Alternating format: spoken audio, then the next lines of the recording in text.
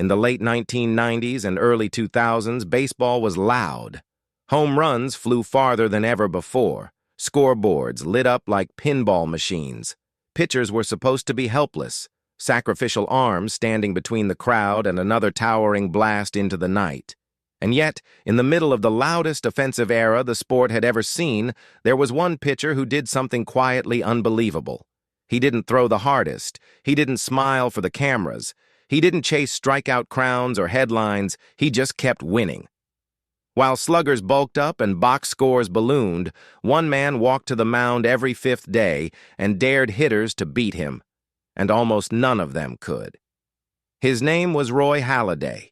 Today, he's remembered fondly, respected, admired, but not always understood, because if you strip away the noise, the scandals, the steroids, the myths, what you find is something extraordinary. Roy Halladay didn't just survive the steroid era, he outpitched it. Roy Halladay was never flashy. He didn't stalk the mound or glare down hitters. He didn't talk. He didn't pose. He didn't sell anything. He worked.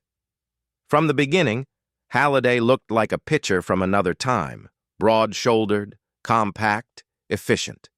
His delivery was repeatable, almost mechanical. Every pitch came from the same tunnel. Every outing followed the same script.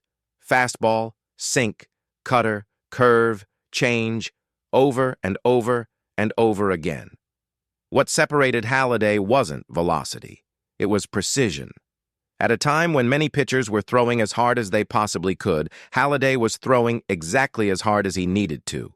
His fastball lived in the low to mid-90s, but it sank late, darted down, and bored into hitters' hands. Batters didn't square him up. They chopped, they rolled over, they broke bats, and they walked back to the dugout shaking their heads.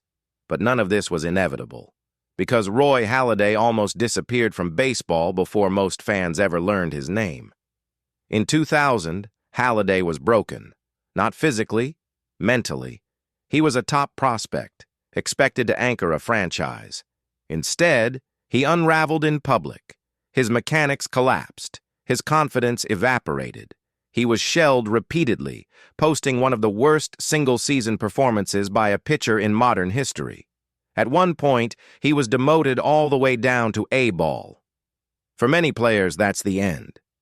For Halladay, it was the beginning. Rather than fight the demotion, he embraced it.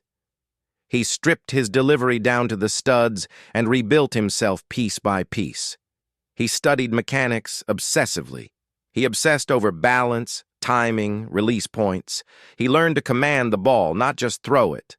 When he returned, he wasn't the same pitcher. He was something better.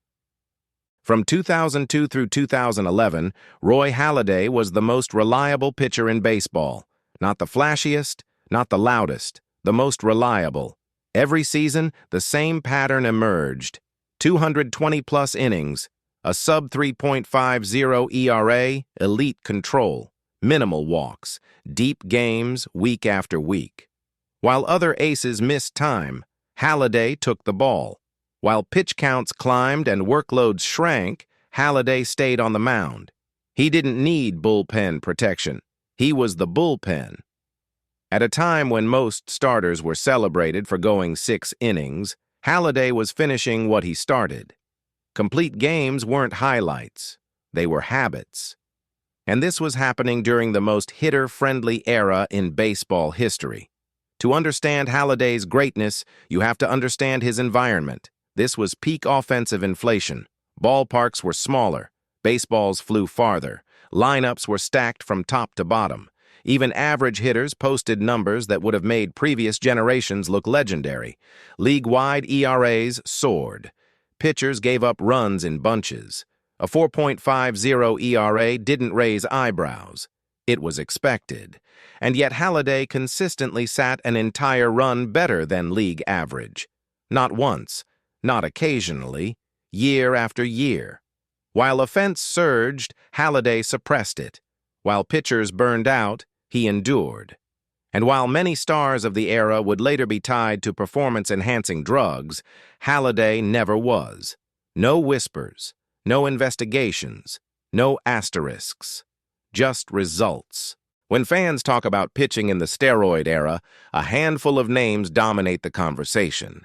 Pedro Martinez, Roger Clemens, Curt Schilling, Johan Santana. Each was brilliant. Each had peaks that bordered on the unbelievable. But Halladay's greatness lived somewhere else. Pedro was otherworldly, a meteor that burned white-hot. Clemens blended power with longevity. Santana peaked sharply, then faded. Schilling thrived in moments that demanded drama. Halladay did something different. He outlasted them. From the mid-2000s forward, no pitcher combined elite run prevention, durability, and workload like Halladay did.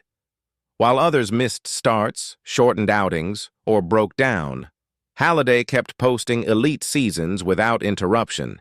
He didn't have the single most dominant peak. He had the longest stretch of unquestioned excellence, and in the steroid era, that mattered more than ever. Baseball was changing. Front offices grew cautious. Pitch counts dropped. Complete games vanished. Starters became five-inning specialists handing games off to bullpens.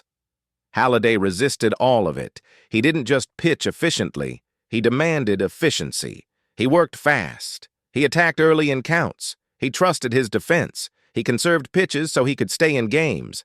And it worked.